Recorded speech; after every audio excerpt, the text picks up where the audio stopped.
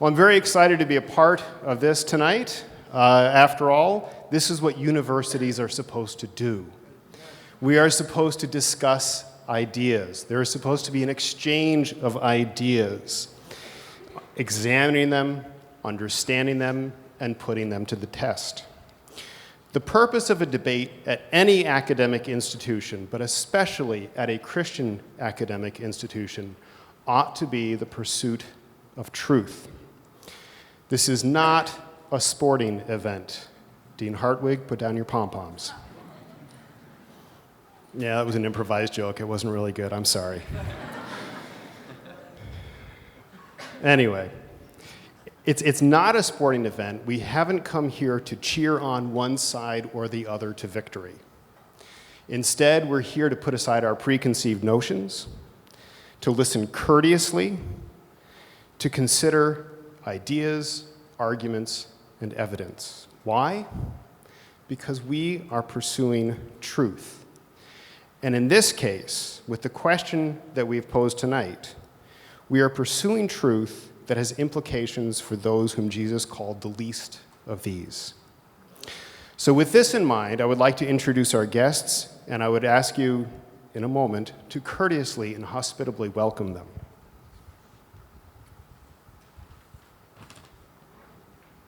The suspense is killing you.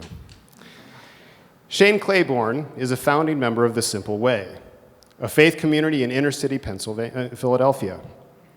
He has ministered alongside Mother Teresa, served at Willow Creek Community Church, and spent 3 weeks in Baghdad with the Iraq Peace Team. He is the author of several books, including The Irresistible Revolution, Jesus for President, and Becoming the Answer to Our Prayers. He is featured in the DVD series, Another World is Possible. Mr. Claiborne speaks frequently around the world and across the United States, particularly on peacemaking, social justice, and Jesus. He has also held seminars at numerous academic institutions, including Pepperdine University, Wheaton College, and Harvard University. His work has also been featured, and Azusa. When was that? Thank you. His work has also been featured in the Wall Street Journal and on Fox News, CNN, and National Public Radio. Peter Greer is the president and CEO of Hope International, a network of microfinance institutions operating in 17 countries around the world, serving more than 700,000 clients. Previously, he was managing director for Uwego Community Banking in Kigali, Rwanda.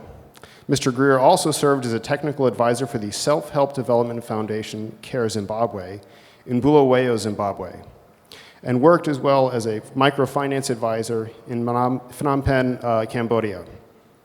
He is the co-founder of Hope Global Investment Fund, a microfinance investment vehicle targeting the most challenging and underserved markets.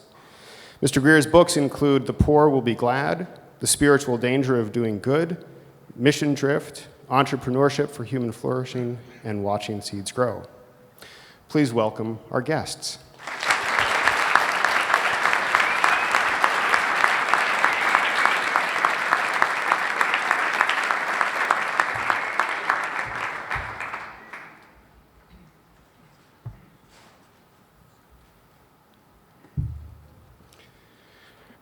And now that I'm out of the way, let me tell you a little bit about how this debate is going to work.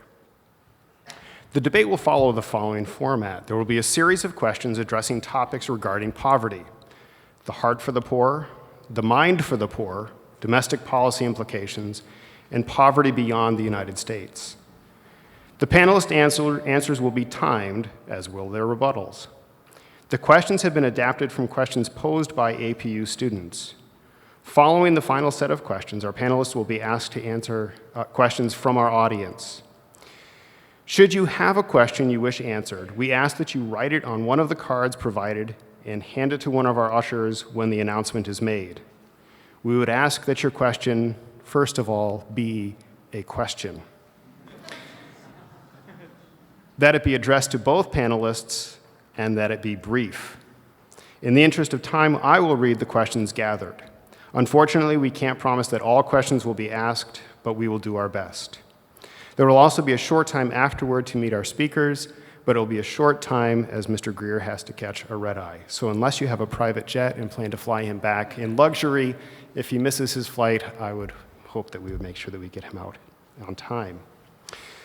So with all of that said, come now, let us reason together. You're the first to get the next question. Right. Okay, anyway.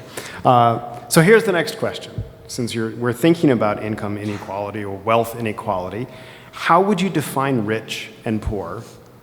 Do the terms merely have meaning relative to each other? And is it possible to eradicate poverty entirely? And you want me to do that in 2 minutes?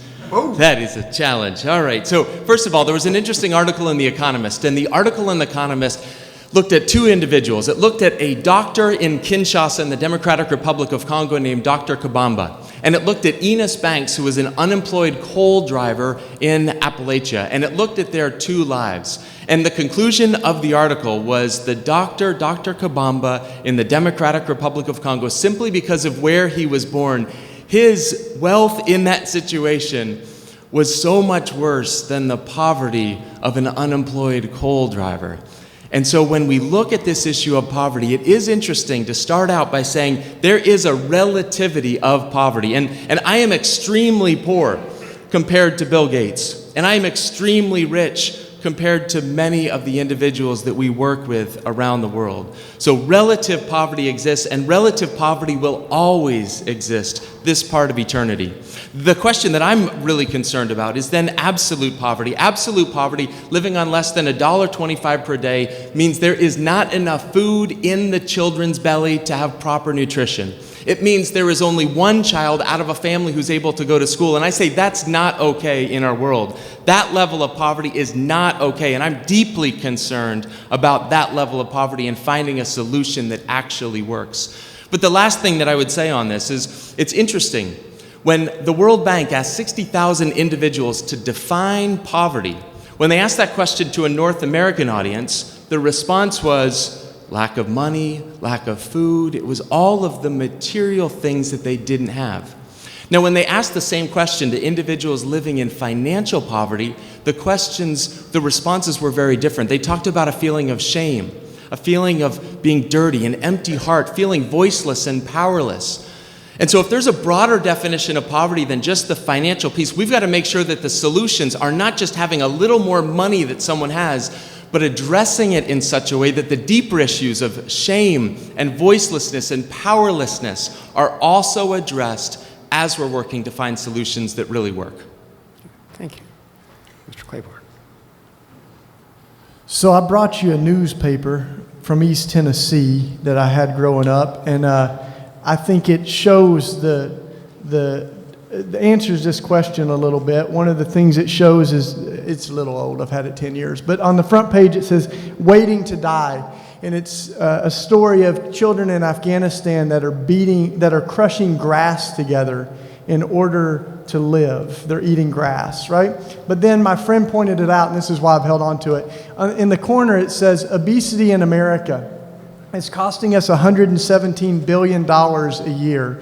And it goes on to say there's a number of reasons you can be overweight. It's not just because of irresponsible eating or something. But the fact is, hundreds of thousands of people are dying in the United States, and obesity is a national health crisis because we're over-consuming in a world that's eating grass and starving. And I think of that, and I think, like, Peter's exactly right, that the current consumption patterns aren't really good for anyone. You know, if you look at some of the wealthiest corners of the world, we have some of the highest rates of loneliness, depression, and suicide. Mother Teresa was notorious for coming to the United States and saying, "I've never seen such poverty as I see here." So I think that's true. Nonetheless, I think there's this idea of rich and poor. One of the places I look for inspiration when it comes to solving that is the early church, because I think they show us so beautifully that poverty can be ended. One of the signs of the birthday of the early church, right? Acts 2 and 4, as Pentecost came, it says all of them started sharing everything they had. No one claimed any of their possessions were their own. And then it says, and there were no needy persons among them. Not only do I believe we can end poverty, I know we can because they did it. But it came out of this love, right? It came out of this innocence. And so for the early Christians, their ethic was based in this idea of loving my neighbor as myself, which meant putting their offerings at the apostles' feet and distributing to their family that had need. And I think that's the kind of imagination we need with how we hold our possessions today. Thank you. Mr. Greer. Yeah. So it really is interesting. That passage about the early church, it is a beautiful picture at a moment in time of what the church did after Pentecost, as people were coming in, as they were leaving everything to provide for them in that moment. That was absolutely a beautiful way.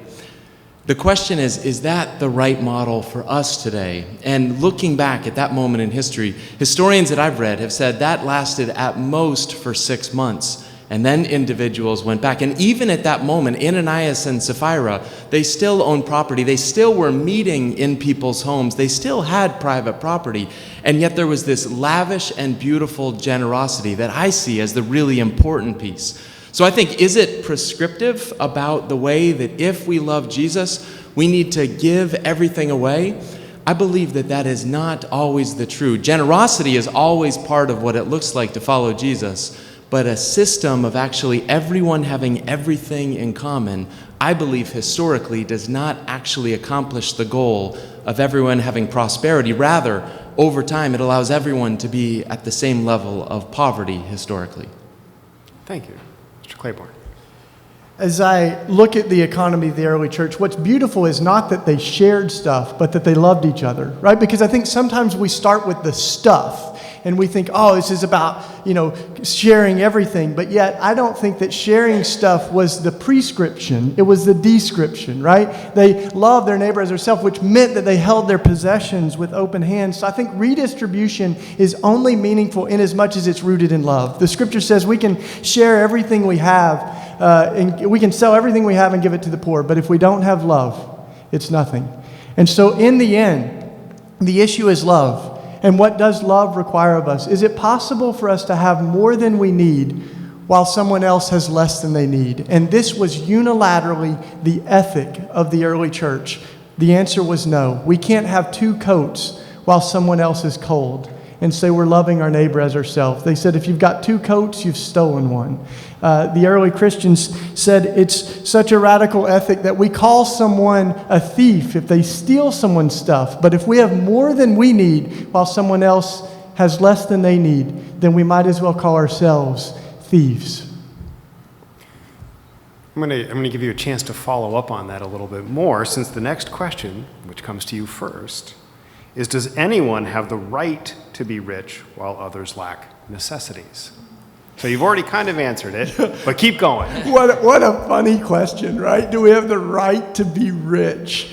I think it's like the scripture says the love of money leads to all kinds of evil. So why would we want more and more of the stuff that leads to all kinds of evil? It's kind of like saying, can I watch too much TV, right? Or can I play too many video games? So I think in some ways it's a very problematic thing to say, do we have the right to be rich? But I think entitlement is a demon, right? It starts to get inside of us. And it's exactly what Jesus denounced. As Philippians says, your attitude should be the same as Christ, right? Being in the very nature of God, he didn't consider equality with God to be grasped, but made himself nothing in the nature of a slave. And so as we look at Jesus' model, Jesus left all the entitlement, right? All of the riches of heaven to join the struggle on earth, was born a baby refugee, died on a cross. He entered the struggle of the human condition. And so that's our model. So I heard one preacher say, if we find ourselves climbing the ladder of upward mobility, of success and status, we better be careful, or else on our way up, we'll pass Jesus on his way down.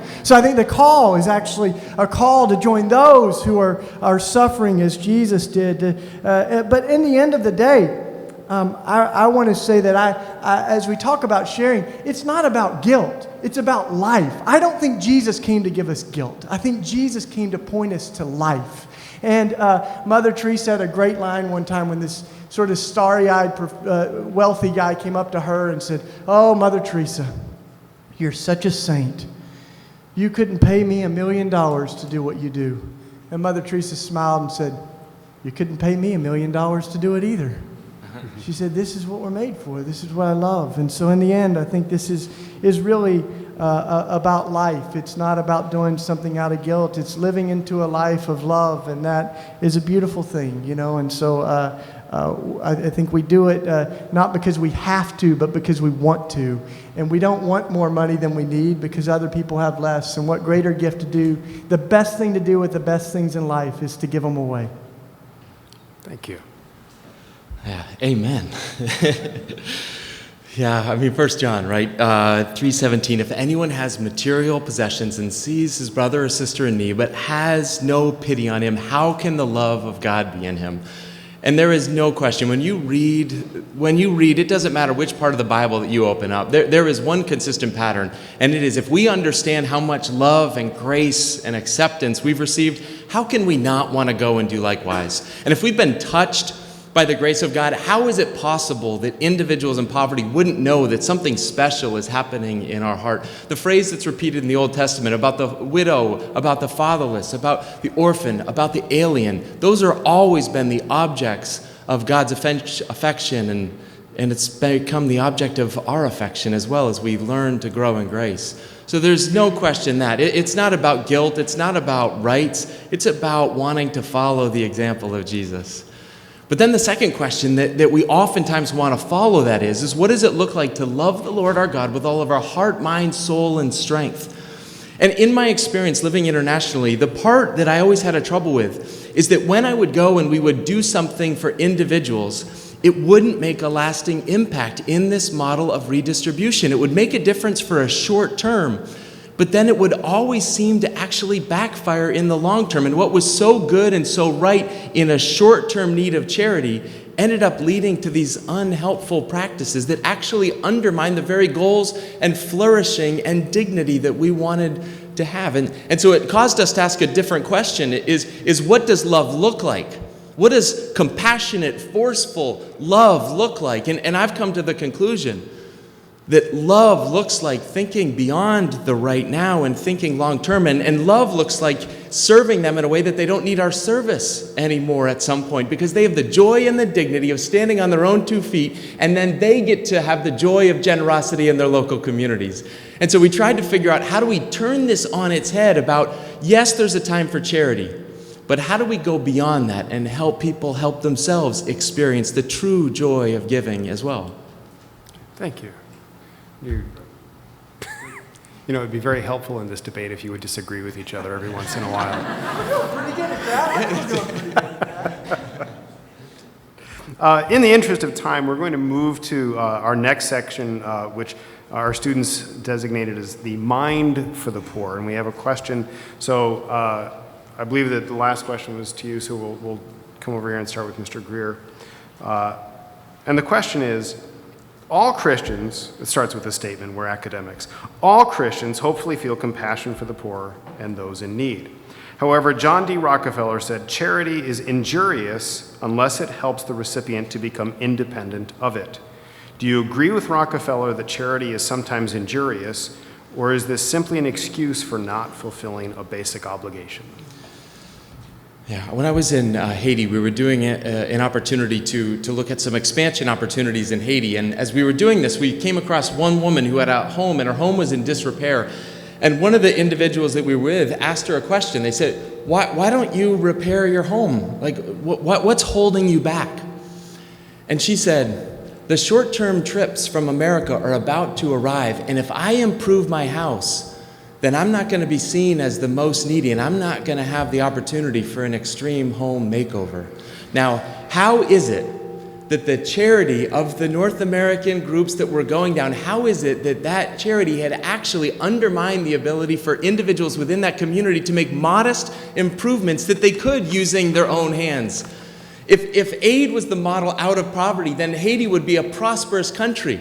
It receives more aid per capita than any other country, and I tell you, what is good in the short term becomes actually injurious in the long term, because there's a cycle that Bob Lupton writes about, and I've experienced it, When you go on that short-term trip and you show up and you open up your suitcase and you give everything away with a heart full of love and compassion, the response is gratitude.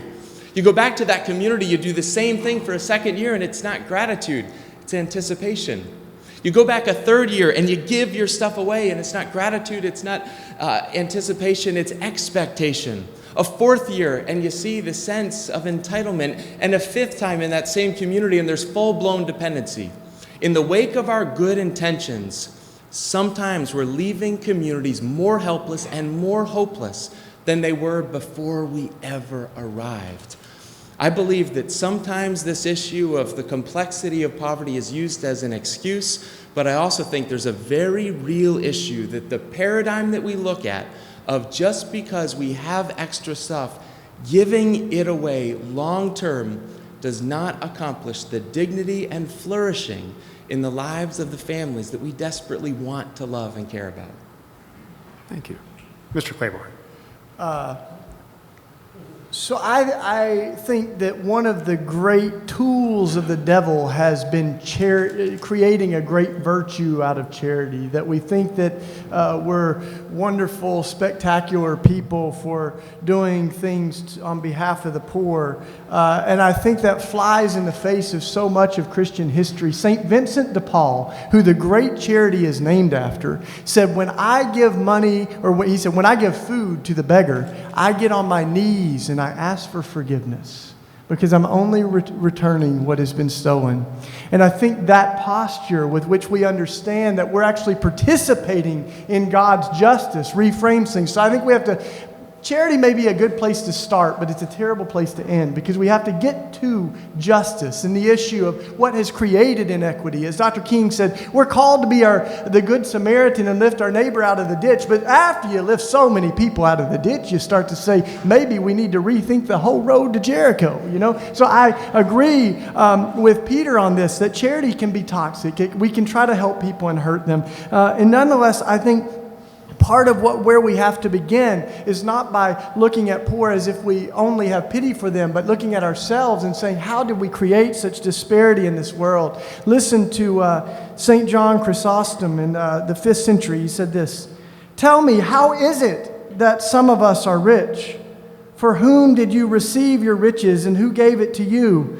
From his father and his grandfather, we say. But can you, ascending through generation after generation, show that acquisition to be just? No, it cannot be, for the root and origin of it must have been injustice." Why? Because God in the beginning didn't make one person rich and another poor. God left the earth for all to enjoy alike. What then, if it is common, have you so many acres? Why then, if this was meant to be in common, have you so many acres of land while your neighbor has nothing? Would you care to respond?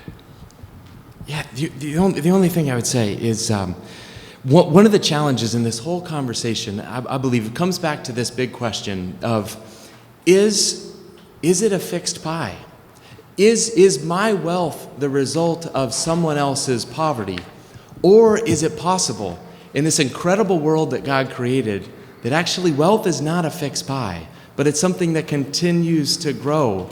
And I think the example of how incredible in this world that has been created that you can take a seed and you can plant it in the ground, you can care for it, and then you can have a lot more seeds. And then you can take those seeds and you can actually find ways of having a restaurant selling those seeds. And then you can take another way and you can turn them into flour. And then that flour can be used to bake bread.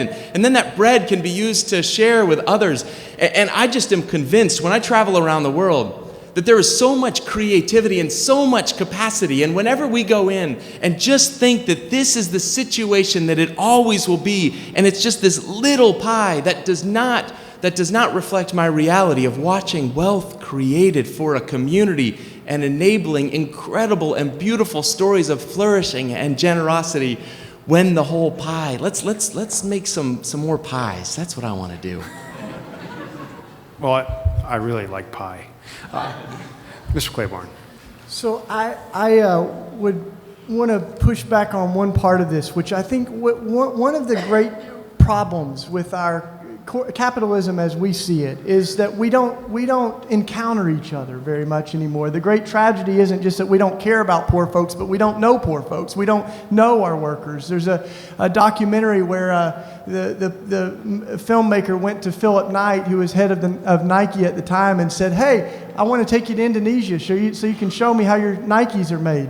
And Philip said, no, I'm not going to Indonesia. He said, well, most of your shoes are made there. Have you ever been to Indonesia? And Philip Knight said, no, I haven't ever been to Indonesia, and I don't want to go anytime soon. And I think part of what charity can do is it can insulate us from actual relationships so that people become invisible. And I like to believe that we actually care. And so if we knew that kids are mistreated making our clothes, we would do something. And just to show you the role that charity, since this question is about it, plays, I want to give you one last statement, which this is a little outdated statistic, but it makes a point. Kathy Lee's garments earn Walmart over $300 million annually and her $9 million, but they were being produced by teenage girls in abysmal conditions in Honduras. The little girls as young as 13 worked 15-hour shifts under armed guards, making 31 cents an hour to produce clothing under Kathy Lee's label. And on the label, it says, a portion of the proceeds of this garment go to support children's charities. Okay. We're going to move on. I think there's some... It's actually a good segue. I'd like to think that Kathy Lee's doing better now. I'm not meaning to pick on her. Yeah, I mean, APU is a Kathy Lee friendly, campus. I just made that up. I don't really know. But some of the things that you talked about actually have implications, I think, for our next topic, which is this idea of domestic policy implications. So what the state might do, the question of taxes and regulations. So we'll begin with Mr. Claiborne again.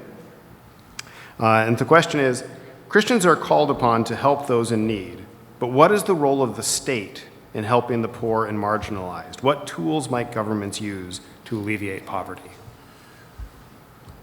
Well, I'm not a politician, but I'll do my best with this one. My first place that I try to look is to the Scripture and to God's kind of dream and plan for this. And God had this idea called Jubilee, which I think can be brought into the world that we live in, just like Sabbath. Like we also have things like Sabbath. But I think of our country and I think, Jubilee was God's original plan to dismantle inequity, to set slaves free, redistribute property, right? And it was God's kind of systemic dismantling to make sure that people didn't make $5,000 an hour, or one person doesn't own the same amount as 10 countries. So I think what we can do is reimagine what does Jubilee look like, right? Because right now, some of our workers are making 400 times less than their bosses, right? CEOs are making 400 times their workers. That we see the average worker can have to work an entire month to earn what the CEO makes in 1 hour. So I think part of what we can do is say, how do we dismantle that domestically, but how do we also dismantle that within the world? And I also think as it comes to the domestic policy in this country, part of what we have to do is name the history of racism and slavery, the residue that we see, that right now we have mass incarceration, right? And much of it is economic. Over half the crimes have to do something with drug trafficking and economic crimes in neighborhoods like mine, where we've got 1 in every 3 young black men incarcerated or under judicial constraint. I mean, that's a sick society, right? So we've got to do better because we're spending 4 times more to keep folks in prison than it would cost to keep them in school. So I think we can start to look at our country and we can look at our world and say, how do we dismantle that inequities? And I would suggest part of what we can do is name the role that history has played, because many of the things that we've done around issues of race have led to some of the problems that we see now, like 2 million of our citizens in prison. Mr. Greer. Yeah, so the question, what can the state do? What is the role of government in this whole issue of poverty? After graduating from college, I went to Rwanda, and I lived in Rwanda from 1999 to 2002. So 1999, that was 5 years after the Rwandan genocide. And as I showed up in this country, the first thing, I had to understand that I had never really understood what poverty was like. I might have thought I understood what it was like to be a poor kid in America, but understanding what it was like to actually see and experience that level of poverty, it wrecked me. The second thing that just blew me away, though, is how do you restart? When you've had 1 million of your citizens in a country of only 10 or 11 million, when you've had 1/10 of your population taken away in such a short amount of time, how do you even overcome that? And when I arrived in 1999, I got to participate in a small group, and they called it Vision 2020. And there was a group that was coming in. It was all led by Rwandans, and they said, what do we want this country to be like in 2020? And honestly, I thought it was an impossible dream when they talked about dramatically decreasing poverty. I thought it was a nice dream, but it was impossible. On my last trip to Rwanda, their dream has actually come true. The progress has been 8% annually for a period of time. It's been one of the fastest economies in Africa. The rate of individuals living in poverty has been slashed and continues to drop. It's a landlocked country, and yet they found their competitive advantage. And so I wanted to know what happened. What happened that allowed this country that went through such a devastating piece? What's the path that they went on? There is a proven pathway out of poverty. There is a proven pathway that countries have continued to follow. And it's mundane stuff, but it works. What can the government do? Establish and maintain the rule of law, decrease corruption. Implement a formal property system with consistent and accessible means for securing a clear title to property. Allow people to trade goods and services unencumbered by tariffs, subsidies, price controls, undue regulation. Encourage the role of family and faith. Work to instill hope, delay gratification. Invest, respect the rights and properties of others. Work hard. Focus on your comparative advantage. The long story short is if governments can create the environment, even in landlocked country of only 10 million people emerging from a genocide, if they provide the right opportunities for people to invest and know that their investment, they have an incentive to care for that investment, it's incredible to watch what can and is happening. Mr. Claiborne, a response. The other thing that I think is we think about our government, and I think that as we think about what it looks like here, there's a lot of things that I'm proud of, but I think one of the things that we have to start with within our government, since we're not Rwanda, but we're right here, is that we're spending $20,000 every second on militarism. $20,000 every second, right? So we've got the next 15 countries combined, it takes to build that. And Martin Luther King said, a country that continues to spend more money on military defense than on programs of social uplift is approaching a spiritual death. And I think that's kind of one of the places we also have to remember living in this country is that that's one of our bleeding wounds that we're dealing with as we continue to spend so much money on militarism while our schools are going bankrupt. So I think our government can be more responsible, and so can all we. And in the end, I think it's also a spiritual disease that Martin Luther King was right, that when we have the capacity of 50,000 Hiroshima bombs, 50,000, that's a spiritual illness, right?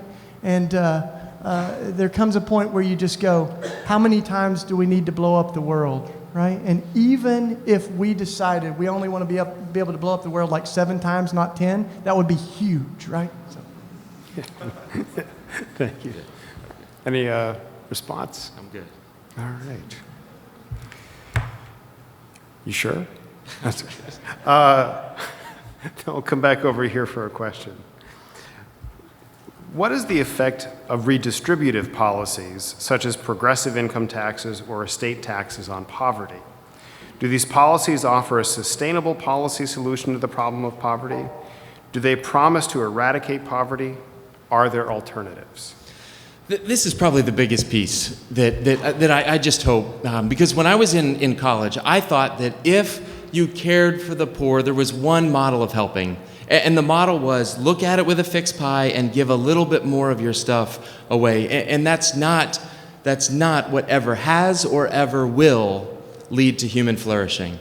It never has and it never will lead to an entire population working their way out of poverty. And if you look even at our own country, look back a couple hundred years, look at what the incredible progress is within this country that has allowed us to go and to share and have so many opportunities to give and share.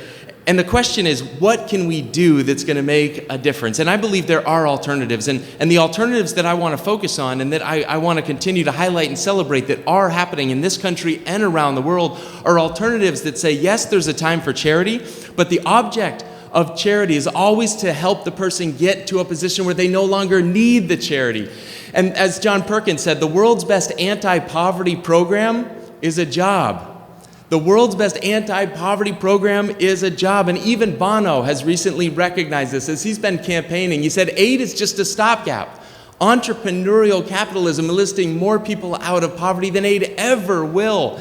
And if John Perkins and Bono said it, I want to listen to it. That's in an incredible way that they're actually realizing that compassion is good and it's appropriate, but I want it to end because people are standing on their own 2 feet and having the joy of working hard and providing for their families. Unless you think that's impossible, again, my work in 17 of some of the poorest and most challenging places around the world, I meet entrepreneurs that have started with literally nothing other than the desire to provide for their families and have worked hard, have saved, have invested, and that still is happening. And I just want to see more of that. So organizations like Jobs for Life that do job preparedness training, organizations like the Chalmers Center for Economic Development that equip churches to go in and help individuals have the job skills that they need, Grace Period that sets up an alternative to payday lending and loan sharking in the United States. There are great organizations that are creatively realizing there's more than just soup kitchens, good and appropriate, but there's more creativity that we can employ in seeing thy kingdom come on earth as it is in heaven. Thank you.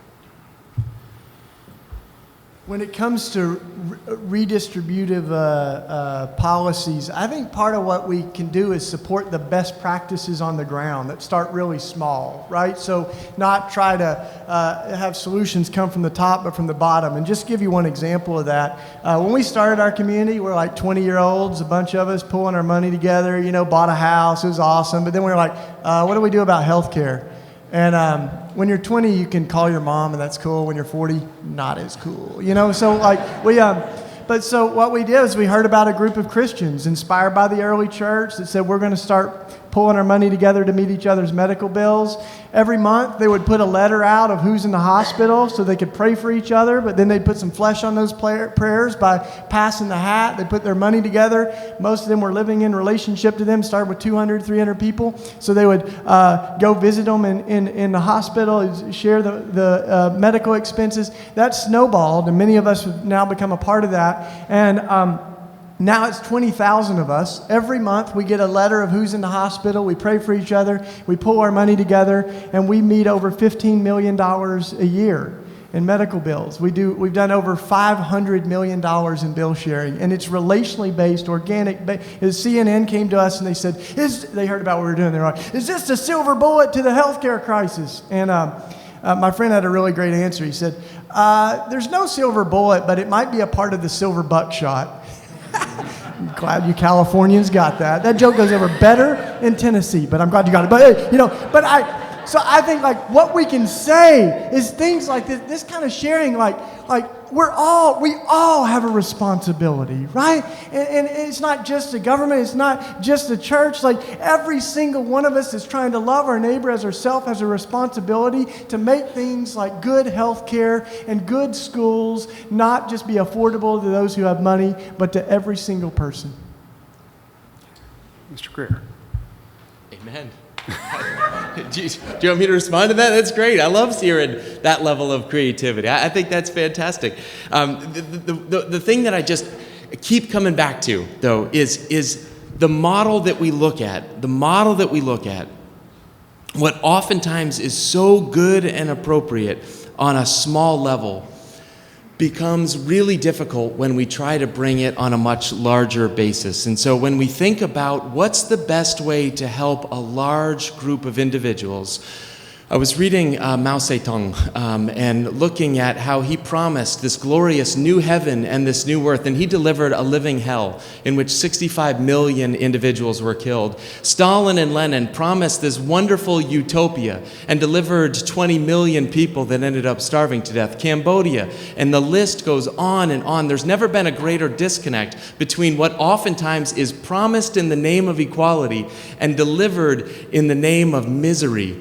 And I just think we've got to look at what really works when we talk about government policies. There is only one system that globally has ever created sustained wealth. And that model is flawed, that model is imperfect, but it's the very best that we have. And so how can we creatively work within that system of free enterprise to figure out how we can make a difference for the flourishing of all people?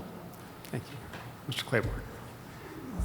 The one thing, as Peter was sharing, that I thought of is that we haven't really addressed, and I think part of it is that sin, this contagion of sin, like affects every part. It affects individuals and it affects society. And so I think sometimes what we get are people who only focus on individuals and others who only focus on social issues. But I think part of what we have to do is realize that sin kind of affects everything. So our institutions are broken, right? People are broken. And so we have a duty to try to challenge those and to heal the wounds that sin has created. So Peter quoted Dr. Perkins, and one of Dr. Perkins' great lines is, we've heard if you give someone a fish, they'll eat for a day, right?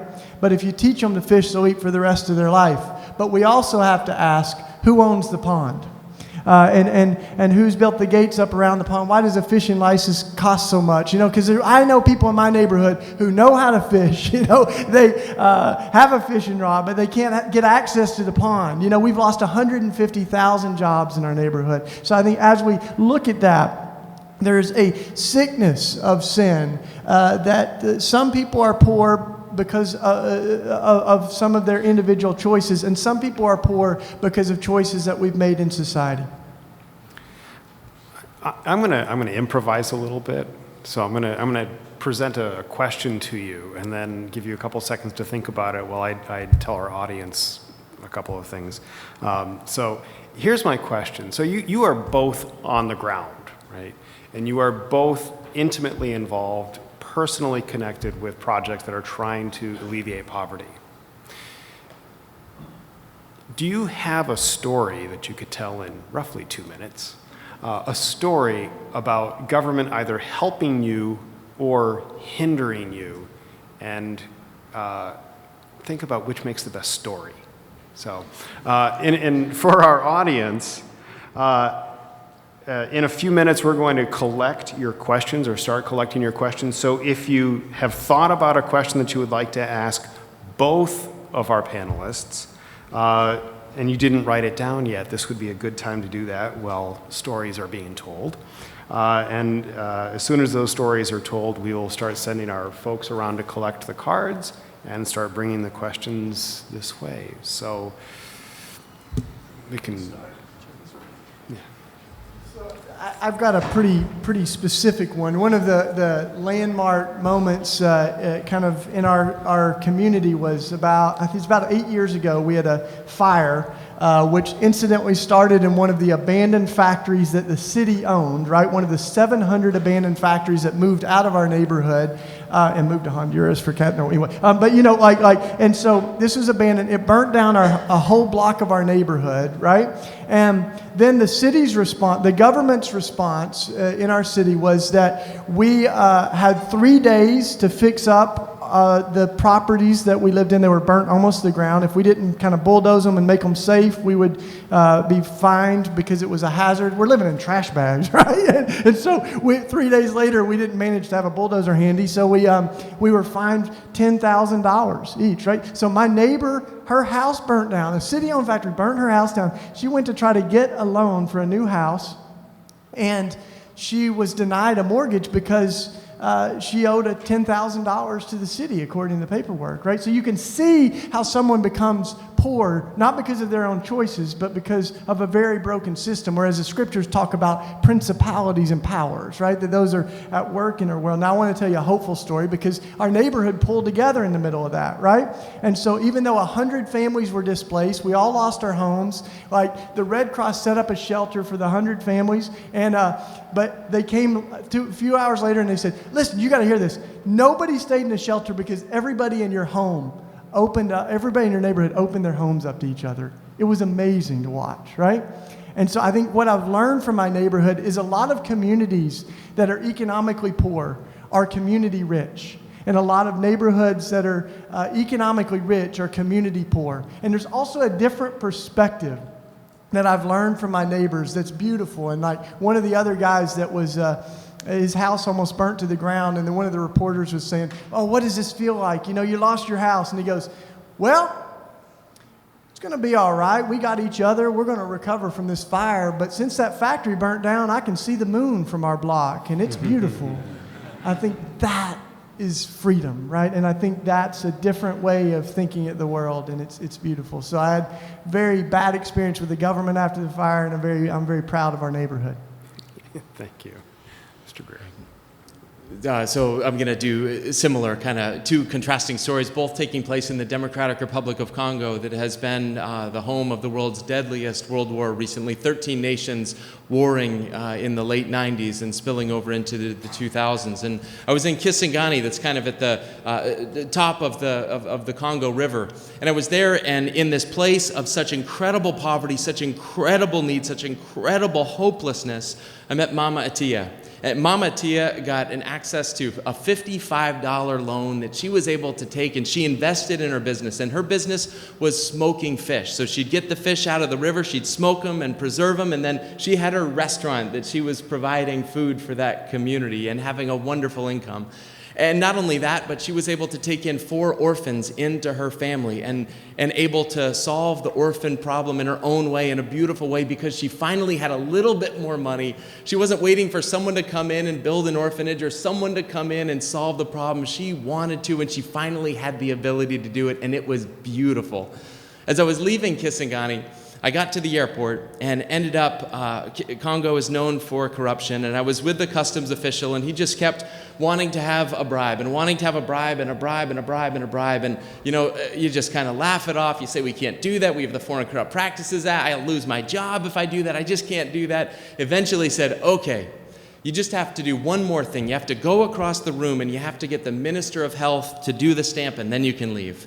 As I'm walking over to the Minister of Health, I see that same customs official reach down, take a white lab coat, put the white lab coat on, and go over to the table. And we had the same negotiation again in the same place. And it was almost laughable. And yet it's not laughable, because that level of corruption causes people not to invest. And if there is no investment, there is no job. And if there are no jobs, there is rampant poverty. And if there is poverty, it means kids die before the age of 5. And I say that's not okay. And so the government played a significant role to stop Mama Atia and the many other incredible entrepreneurs that were just waiting to create a different community and a different world.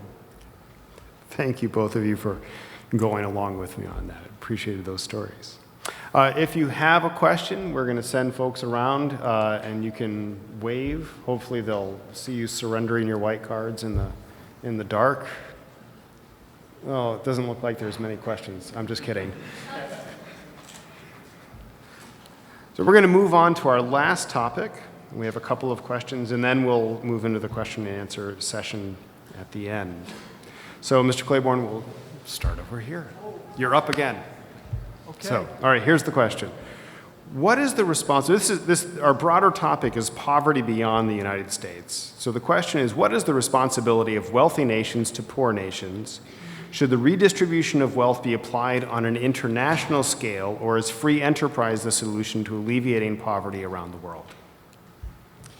So I think we've tried some things and they've worked, and some things that they've failed, and we can look at a lot of other places in the world that have done this better than we do. But what I want to talk to the question on is that I think sometimes our posture is that all these poor countries need all these wealthy countries to help them out. And while I do think that we're to be responsible, I think the posture is problematic because it assumes that poor folks don't have any of their own solutions. And I think that from traveling a lot of places, a part of what I've seen is that the best folks to lead towards social change are the people that are there, you know, and so I think we can support them, and that's the kind of work that Peter does, which is why we're such good friends.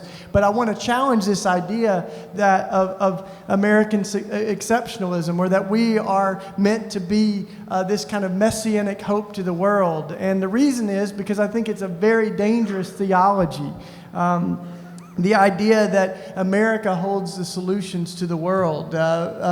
George Bush said that the values of America are the light of the world and the darkness will not overcome it.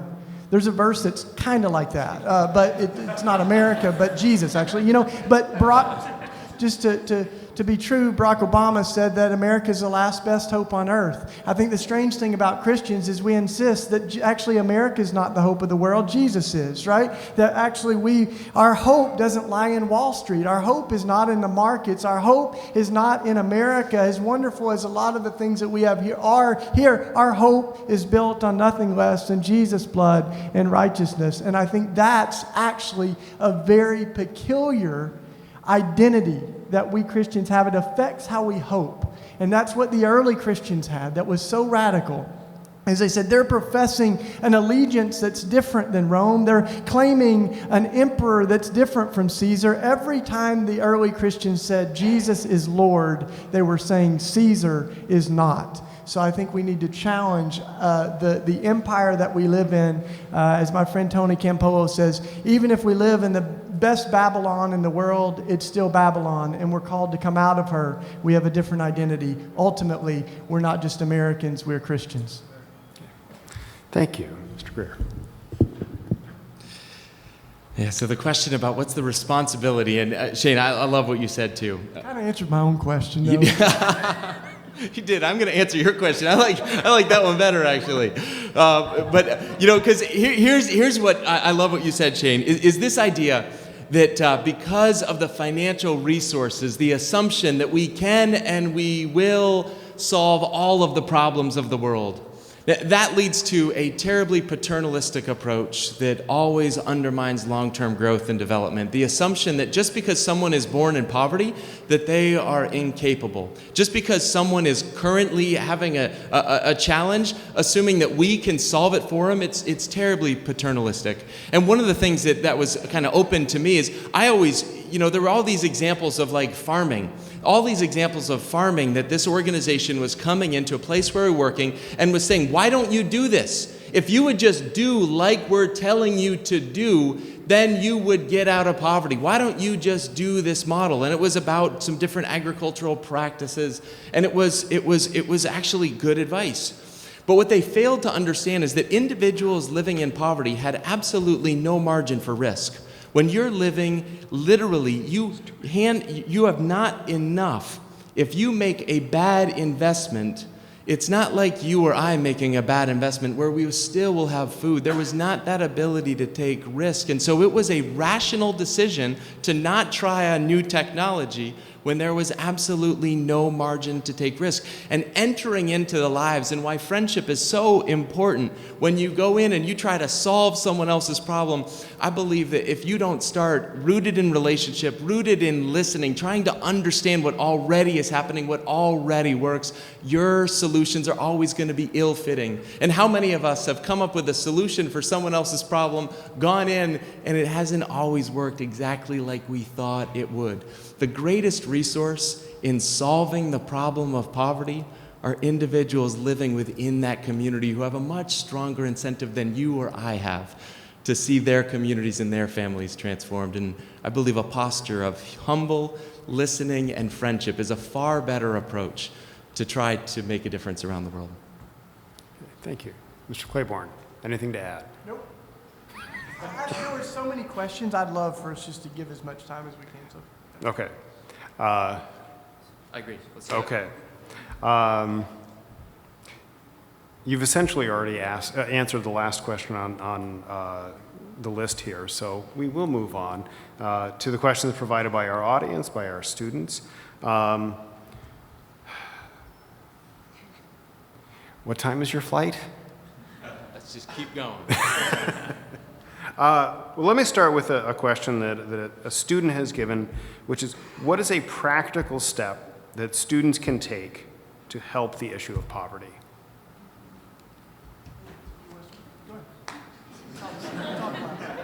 This is the most conflict we've seen all night. No, super simple. The first problem in trying to address the issue of poverty is get out of your zone. And for so many of us, we were born on third base and we think we hit a triple. Like for so many of us, we don't even understand the incredible privilege that we've been given. And so I believe the best solutions are ones that are rooted in friendship. And so the very simple act of around here, find someone who's hurting, and you don't have to look very far. You don't have to go off campus to find someone that is hurting, and find out what it looks like to just simply listen and love and let solutions come after friendships. You're not just looking at causes. You're not just looking at statistics. You're looking about people that you really care about, and that changes everything. I'll go a different direction, which, as we've talked about, I agree with all that, but I'm gonna offer you another thought, which is that though those who are from that community hold a lot of the solutions and the pieces, I think all of us have a role to play, right? To dismantle inequity, to try to alleviate the suffering of others. So I love how Frederick Buechner said, we've got to take our deepest passions and connect them to the world's deepest pain. Right? We take whatever gives us great joy, we connect it to that which is creating great suffering for others. And then when we do what we're good at, it brings life to other people too. And let me just tell you an example of that. I got a friend who's a scientist that started studying the water crisis and lack of access to clean water, one of the biggest causes of death in the world. And it bothered him, so he had a think tank of scientists that are studying that. But then they got to know a group of entrepreneurial business folks that said, you want to hear something wild? In industrialized countries, we spend enough money on bottled water that if we just drank tap water and we reallocated the money we spend on bottled water, that money would provide water access for the whole world. And so they started a bottled water company, and by like that, I mean they bottle tap water, and they sell it, but all the profits make to like dig wells with indigenous labor, and every bottle of water, it says, when I was thirsty, you gave me something to drink, right? So I think taking your gift, saying, well, the question is not, are you going to be a scientist, or are you going to be a business person, but what kind of scientist, what kind of business person are you going to be, right? How do your gifts contribute to alleviating the world's suffering? All right, thank you. And you guys can wrestle over who answers this one first as well. Is entitlement a symptom of wealth or poverty or something else? You went first last time, Shane. Yeah. I liked your question going first on that one. So is entitlement a question of wealth and poverty? I believe that entitlement is more pervasive than we realize and shows up everywhere. I was on a flight not long ago, and there was an individual that I watched was in first class, and there was another individual that got bumped up to first class, and it was incredible. The individual that flew there was the most disrespectful and arrogant person that I have seen in a long time, and the way that he treated that flight attendant was one that was degrading and demeaning. And why is that? Because as a rich businessman, he felt like he was entitled to his gin and tonic the minute that he walked on the plane. That is an aspect of entitlement that happens in a first-class cabin on a flight across America. Now, contrast that around the world, individuals that I've also met that have become unintentionally hooked on the entitlement system around the world, that have had their soul just so crushed that they believe the only way forward is to have their head down and their hand up. That also is a form of getting hooked on entitlement that isn't good for them. So I believe this issue of entitlement is not a respecter of rich or poor. It is all pervasive, and in every case, entitlement needs to be rooted out. It needs to be addressed. And if you're given a choice between entitlement or gratitude, choose gratitude every single time. Gratitude is a far better response, a far better motivator, a far better way to see a lasting difference than to suddenly believe that someone owes you something that never actually has the intended result that you might hope it does. Thank you.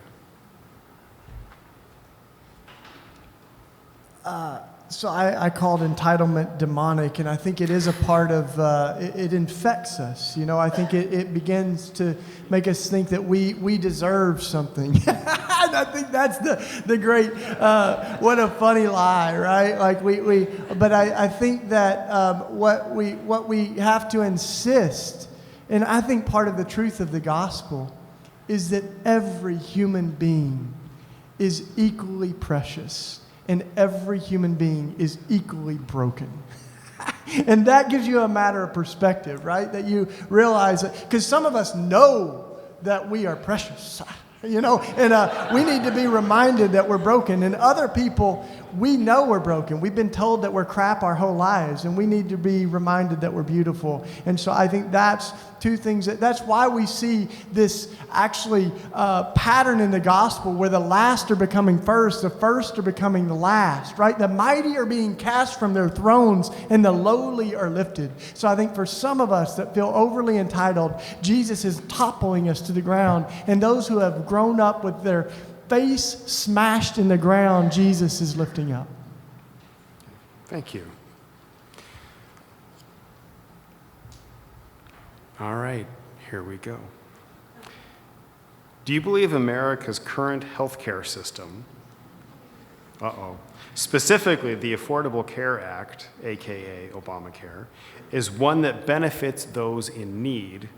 If not, what might be a more efficient and compassionate alternative? You're both policy experts, is that right? Yeah. See, he's setting you up on that one, so there you go. Well, I speak a lot, so I've learned to answer the questions that we were saying this earlier. You just say, "Oh, that's an interesting question," but this is what I really think you're asking. But here's what I want to say: is I think that part of what this has been an attempt to do is make sure that 40 million people or whatever have adequate health care. We can debate this all we want, but at the end of the day, this is not just about statistics, right? We had a 5-year-old girl die on our block because of an asthma attack. Her name was Shifine. And part of why she died was because she didn't have adequate health care. And when you go, for a lot of folks, the only family doctor is the emergency room. And you go and there's a 9-hour waiting list to get in. And so I think part of what we've got to do is realize that the system is really broken. So how can we make sure that everybody has the things that they need? And let me just tell one more quick story, that when I was in Iraq, I had a car wreck. These Iraqi doctors saved our life. And then when we got over the border to Amman, Jordan, we're in Amman, Jordan, we get there, we were all injured, pretty badly. The car flipped over. 2 of my friends had head injuries. One is internal bleeding. We're pretty injured. We get in the hospital. I'm thinking, I have no idea how we're going to pay for this, but I got a credit card. So I talked to the doctor and I said, "Sir, I want you to know that we're going to take care of this. I know some of us are seriously injured. We'll figure it out." They take care of all of us. Unbelievable. Put us back together with such love. And then the doctor comes to me and he says, "Here's your bill. I want to look at it with you." And he goes through every single thing is itemized, from the x-ray screen for the film for the x-rays, to the hourly wages of every worker. And I look at the bottom line and it's $500. And I'm like, "Is this for me?" He's like, "No, this is for all of you. But listen," and he thought I was amazed that it was so much. He's like, "If you can't pay for it, I've talked to all the other nurses and doctors, and we want you to know we'll pull our money together to help you meet your medical bill." Doesn't have to be quite as complicated as it is. Not even going to try. There you go. Look, I just ask the questions. That's my job. You can at least dodge it like that.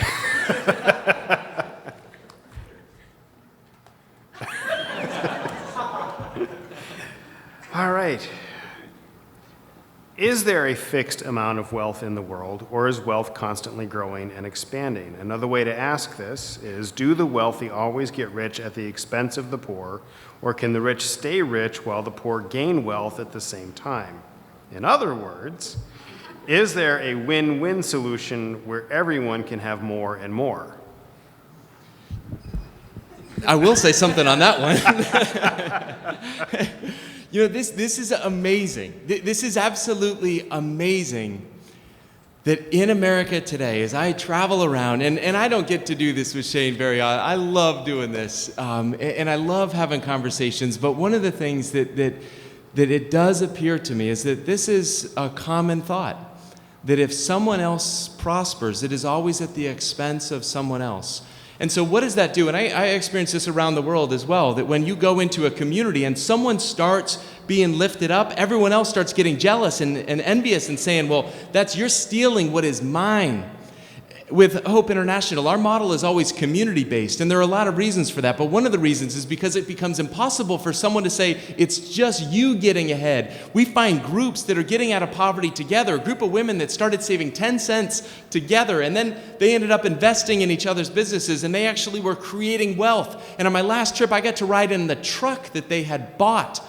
And they started by saving 10 cents, and it literally started with virtually nothing. It is possible to see wealth created. There is no question.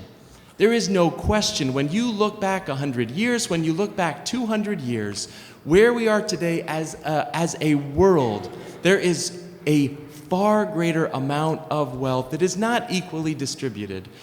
But everyone is better off than 200 years ago because wealth is being created, and we need to realize that. We need to celebrate that, and we need to continue to work towards having more opportunities so that more wealth can be created, and not just be content with a small pie, thinking that we have to keep dividing it into smaller and smaller pieces as more and more people arrive on Earth. We did this exercise with the kids in our neighborhood where we talked about how 20% of the world has 80% of the world's stuff. And so 80% of the world has 20% of the stuff. So we divided the kids up, 10 kids, into 2 on one side and 8 on the other, so they could kind of see how it breaks down, right? So you had like 2 kids that end up with this pile, of 8 Frisbees and 8 winter jackets and 8 piles of food. And then we have 8 kids on the other side that have 2 of everything for all 8 of them. And they come across and they're like, this is why this doesn't make any sense in the world. And we're like, that's kind of what the world looks like, And so I think if you divided it up, there is enough for everyone's need, but not for everyone's greed. Like there's enough for everybody to have a winter jacket, right? But I think what's really striking as I listen to Peter is that part of there are so many exciting things, I think, about the time that we live in where we can alleviate stupid, extreme poverty. But I think also what's stunning, though, is at the same time, we have folks that are making so much more. Warren Buffett, I think it said, I'm going to write a book of how to live off $500 million a year or less, because apparently a lot of people don't know how to do that. And so, literally, listen to this. This is my last little statistic a friend showed me, which was in 1965, the average worker was making about $7.50 an hour, and the average CEO was making over $300 an hour. That study was done more recently, and the average worker was making around $10 an hour, and the average CEO was making over $1,500 an hour. So it's true that we've alleviated a lot of extreme poverty in the United States. It's also true that the fastest growing homeless population is women with children, and we have a lot of folks that don't have what they need. And if their wages had increased as the CEOs, they would be making $120,000 a year, not just in California. Thanks. What was that? Who was writing that book on the $500 million a day? Because I'm an APU professor and I need to know how to spend all of my...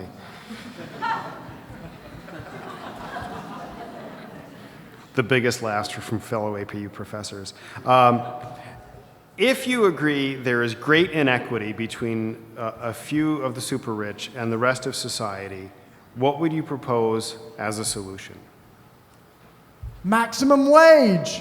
I'm just kidding. I kind of go I'm one that doesn't really believe that you can legislate love and that you can I don't look at the law to change things first, but I look at the minimum wage. I'm like, it makes a lot of sense, and I think what if we said, here's a crazy idea, you can't make more than $4,000 an hour. I think that would but anyway, I don't know, I think in the end, I really think the things that changes people's heart is love. And so I think that that in the end, the biggest thing that we can do is we can try to build relationship and humanize people with those who are invisible. And the most powerful demonstration I've ever been to around justice was for the sweatshops. And instead of having all these big activists, they flew in the kids from the sweatshop, and this little kid stood up with a scar down his face.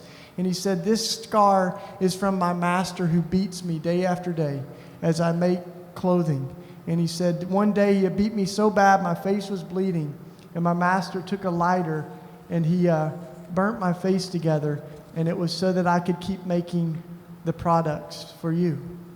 And I thought, I want to know, right? I want to know where my food comes from, where my clothes are made. And I think in the end, part of what is so problematic in all of this is there are a lot of people in our world that are invisible that our life is built on. And when we humanize those, it changes the way that we live, to love our neighbor like that.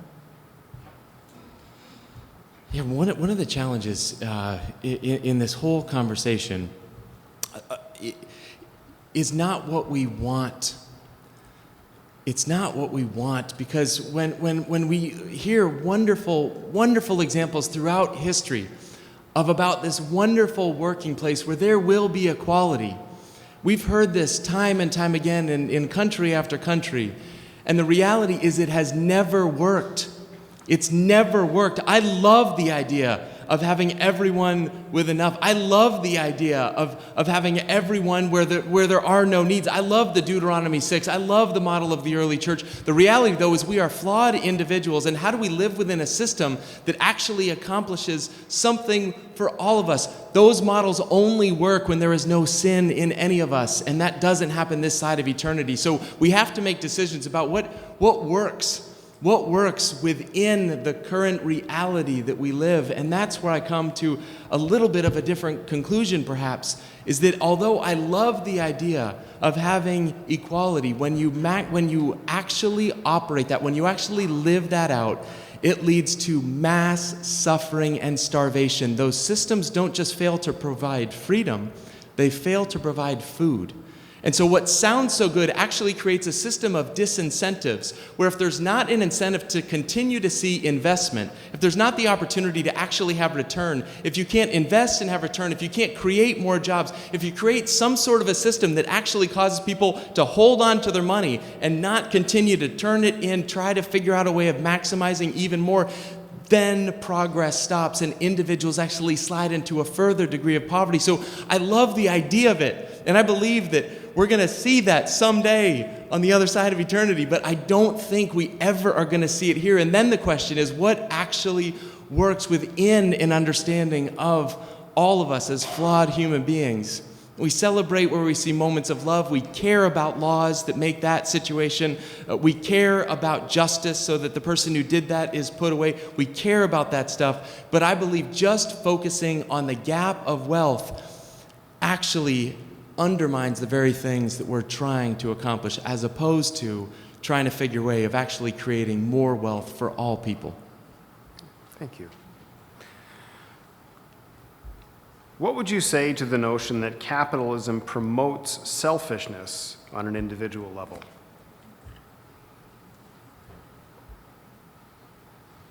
I think when we have a system that is often, I think capitalism has a lot of different iterations through history. It's evolved, had different expressions.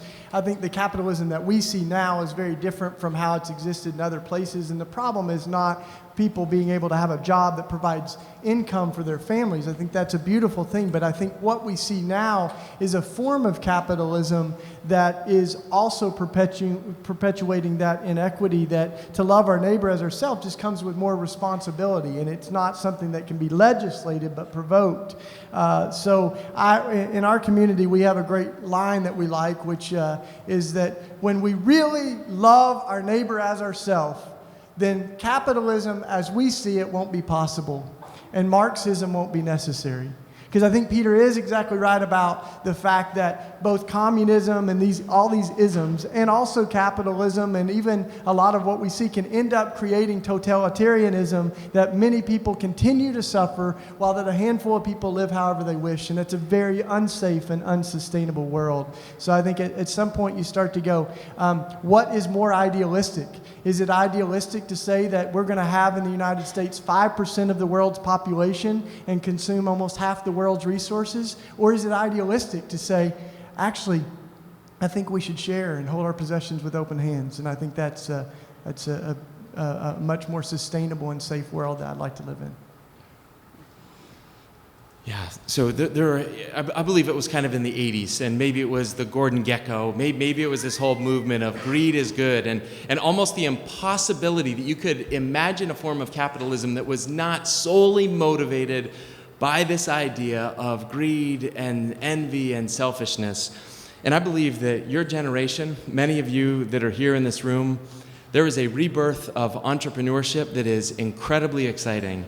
There are more and more companies that are asking a question: how do we have a great product that solves a real issue in a way that is sustainable, it is profitable, and that maximizes the good that we're doing? I love that conversation, and I believe that the problem isn't necessarily with capitalism. Capitalism is just a system. The question is, what's wrong with the people that are actively participating? And so instead of just critiquing the system, I want to get more people engaged in it and to say, let's create great companies. Let's create great social enterprises. Let's create great value. Let's earn more so we have more to actually share with those people as we have opportunity. Let's find a way of celebrating the great success stories that are happening all around the world. And maybe some of you at Azusa Pacific, I know there are a couple that participated in the Praxis Academy. As an example, there is a movement of followers of Jesus that are creating great companies and are doing it with a much bigger definition of the purpose. And it's not greed, it's maximizing the good and living out their faith in a beautiful way as they are creating and growing scalable enterprises. Thank you. Am I allowed to say something else on that or not? Yes. I wanted to just say it's not just in our economics, but I think greed is in our theology as well. It's in a lot of things. I mean, self-centeredness is a kind of a part of our human broken condition. And so I think like when we see this narcissistic, self-centered, blessing-obsessed like theology or economics, we challenge it because Jesus like flies in the face of that, right? This idea we're going to find our best life, become our better you, or be the Kardashians or whatever other bunk, I think that's out there. Like Jesus says, if you want to find your life, give it away, right? Like that. This is like the more we try to cling to ourselves and get so blessing obsessed and narcissistic, I think we lose the secret of Jesus, which is if you want to find your life, give it away. Well, that's a good segue into this question. It's almost prophetic. What are some theological frameworks and paradigms widely accepted among churches today that you find have impaired the church in being more active in the area of helping the poor?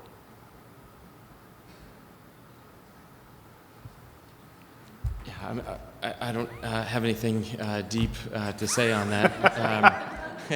And so I'll still say something anyway, I guess. Well, thank you.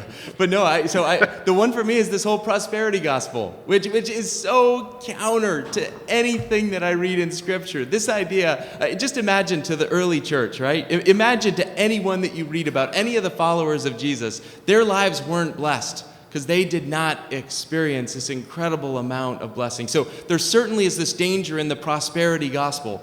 And yet there also is this poverty gospel that I think is also on the other side, the other extreme, that if you really love Jesus, that you will live in abject poverty, as opposed to where I believe it is it's possible to love Jesus in all domains. I love the idea there's not one square inch of all creation, according to Kuiper, in which God does not proclaim it's mine. And so this idea of poverty or riches, I mean, Shane, you said it beautifully from the proverb as well. Our goal isn't to necessarily think godliness is found in riches or godliness is found in poverty. Godliness is found in being faithful and using whatever it is within our hands. And you can be a devoted follower of Jesus Christ and be running a Fortune 500 company, but you're going to be doing it in such a way that you're going to be concerned with justice, and you're going to be concerned with generosity, you're going to be concerned with your employees, but don't think that God cannot use you in the corporate world. He can use you in the nonprofit, and he can use you in a convent. There is no place that I believe it's not possible to live out, and I just don't want to exclude, I don't want to think that godliness is only found in one of the extremes. Thank you. I love that. I love what you said. I love the question, too, because I remember I was at Wheaton College one year, and Rich Mullins, who was a wonderful singer and songwriter, pour one out for him. He was a great brother. He also capped his income off. And so when he generated tons of money, he still lived off of the same wage as his neighbors on the native reservation. And so anyway, but one of the things he said at Wheaton, you guys are all into that born again thing. And we need to be born again. Jesus says that to a guy named Nicodemus. But if you tell me I got to be born again to enter the kingdom, I can tell you've got to sell everything you have and give it to the poor, because Jesus says that to one guy too. But then Rich goes, I guess that's why God invented highlighters, so we can highlight the parts we like. But I think that's the danger, right, is that we've highlighted certain scriptures and we've forgotten these 2,000 verses or more that talk about Jesus' concern and heart for the poor and marginalized. And so there's a lot more I'd like to say. I was going to talk about the verse, the poor will always be among you, but I see my clock ticking. Let me just say, I think it's all through the scripture, and even on the final account of judgment. It can't get any better than that, right? Matthew 25. All of us are going to be gathered before God, and we're going to be asked a few questions. The questions are not going to be doctrinal questions of virgin birth, agree, disagree, or strongly disagree. Creation or evolution. Was it really made in 7 days? Actually, those things are important. They're important to talk about. But at the end of the day, the questions will be asked by God are, when I was hungry, did you feed me? When I was in prison, did you come visit me? When I was sick, did you take care of me? When I was a stranger, did you welcome me in? And that's the real final test of our faith, is how it really fleshes itself out in compassion and love and justice. And that's not to say that our works earn our salvation. There's nothing that we can do to earn our salvation, but our works demonstrate our salvation. And if we don't have anything to show that affects the poor and most marginalized of our faith, then we have to question if we're really following after Jesus or just worshiping him.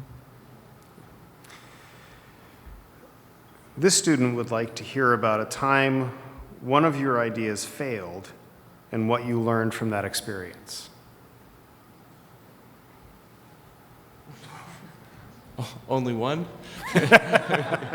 Oh, you're the one who has to get to the airport. That's it. Yeah. No. So one of the times that I look back. So I've been with Hope International doing microfinance for the last 10 years, and it's been an incredible ride. And some of my heroes are the families that we serve around the world, individuals that have started and grown these small businesses.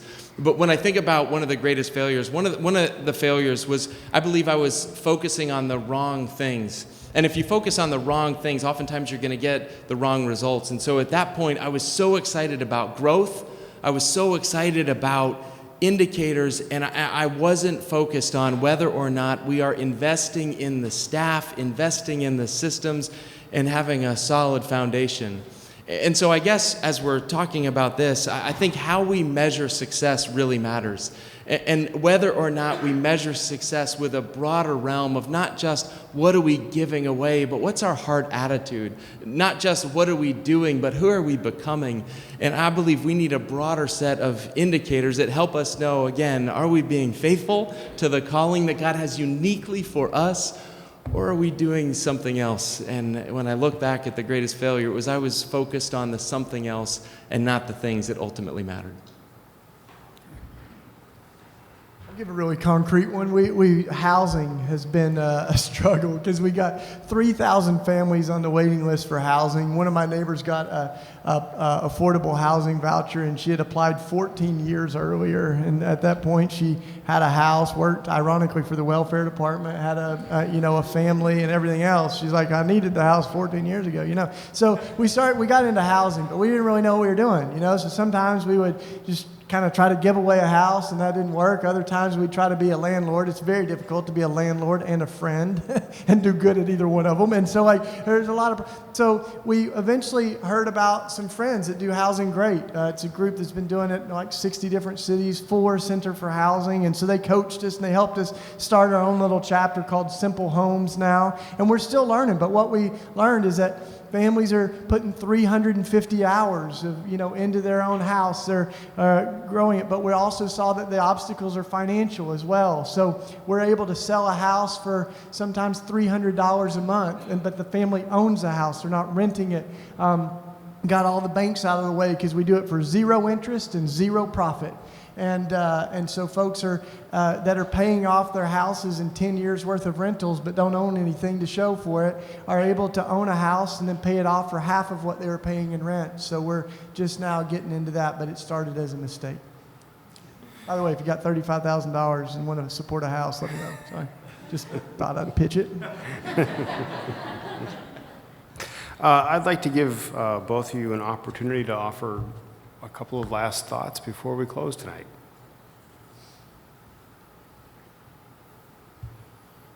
Or not. I'm not leaving before you're done. I want to know what you say after I leave. I'm definitely not leaving.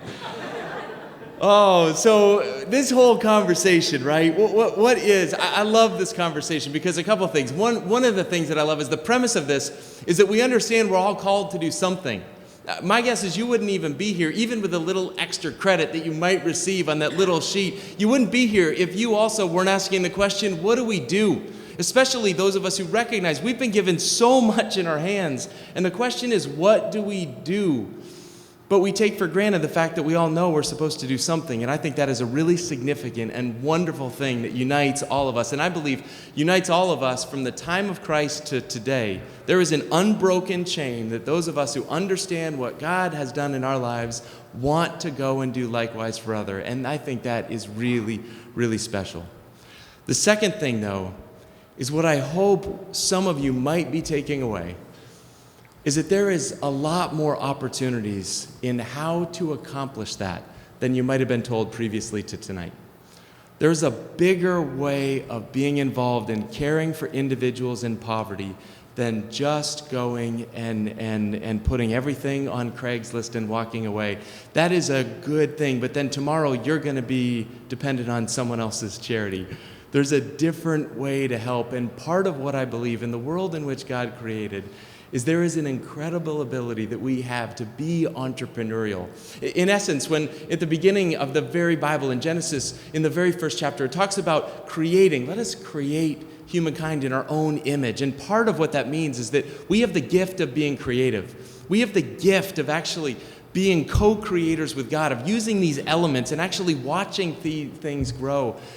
And I believe that that is an incredible gift for you to have a bigger vision of how you might use what God has given you in this world to make a difference, and not just for your own satisfaction, but actually to spend yourself on behalf of others. But maybe some of you might do that within a realm of business. One individual came up after I gave a talk at a college, and he said, Peter, no one ever gave me permission to pursue my passion of entrepreneurship and to go into the profit. I was always told if I really loved Jesus, then I would go and serve somewhere else. And I want to give you what I believe is a biblical permission to use what's in your hands for God's glory. Around the world, this is not just hypothetical, but the great privilege I have is going into places of poverty, entering into relationship with individuals and watching what they do as they invest, as they love, as they share, and as they grow, and as they create wealth. that makes a significant difference for the kingdom. And so that's what I hope for you. I hope that you would use what is in your hands, not for your own satisfaction, spend it on behalf of others, and do it in every single realm of your lives, in every single realm of this beautiful world that God has created. And Shane, fun to be with you. I love it. You do have to leave before. No, I'm listening. I'm not going anywhere. I might talk for 15 minutes. No, I'm just kidding. You can talk after me if you want, because I didn't mean to have the last word over here. So,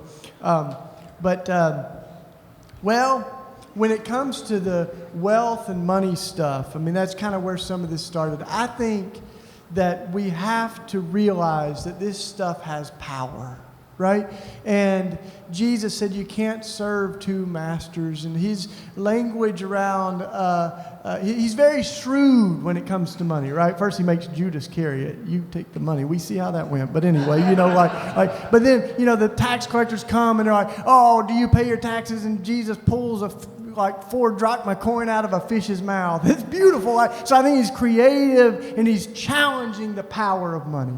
Right? The power he names as mammon. It is something that can get inside of us. It has affected our world. So Wendell Berry says we can print "In God We Trust" on our money, and our economy can still look like the 7 deadly sins. This stuff can get inside of us, right? So Mother Teresa says the more you have, sometimes you see that the less you are.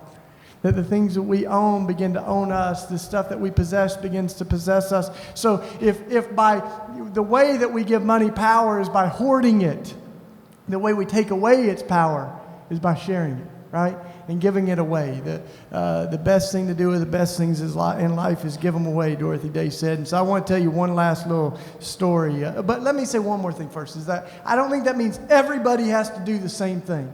This idea that we're not to conform to the patterns of the world. Nonconformity doesn't mean uniformity, right? We should have imagination, creativity with our gifts and our lives. Even 2 tax collectors that meet Jesus, Matthew and Zacchaeus, they don't even do the same thing, right? Matthew leaves everything and just kind of follows Jesus. Zacchaeus, he immediately sold half of everything, right? He's like, I got too much stuff. Sold half of everything, but then he starts paying people back 4 times what he owed them, right? So he spins the debt system on its head. He practices kind of jubilee. He might have lost his job eventually, but they look different. Right? They look different. So it's not about uniformity. But what is consistent is that their following of Jesus affected the way that they held their possessions. Right? Their economics were affected by their commitment to Jesus. But at the end of the day, it is about love. Right? That the love is what's going to move the world. And it's that which I think, as you talk about all this stuff, it's easy to get guilty, and feel like. So I just want to close with one of my favorite stories from India. When I was in India, we had these street kids that had so little, and they came every day, and we'd throw them a big party, And one day, this kid told me it was his birthday, and he got so discouraged because he wasn't going to get any presents. And so I snuck off and got him an ice cream, but I was trying to sneak it to him because there were 100 other kids, and I thought I'm going to cause a riot. It's 120 degrees, I'm getting him ice cream, But as soon as he got it, just the opposite. He yelled at all the other kids, and he goes, "We've got ice cream, and everybody gets a lick!" Right? He brought all the kids over. He gives every one of them a lick, and then he gives it to me, and he goes, "Shane, you get a lick too." I got this whole spit phobia thing going, so I try to fake a lick. But the innocence of that kid, right, this is too good to keep for myself. And what if that were the response to the gifts of God? It's not about how bad it is, it's how good ice cream is. And the best thing we can do with a gift of God is share it. How boring it would be to just keep it for ourselves. So thanks. We can applaud. We can thank our guests tonight.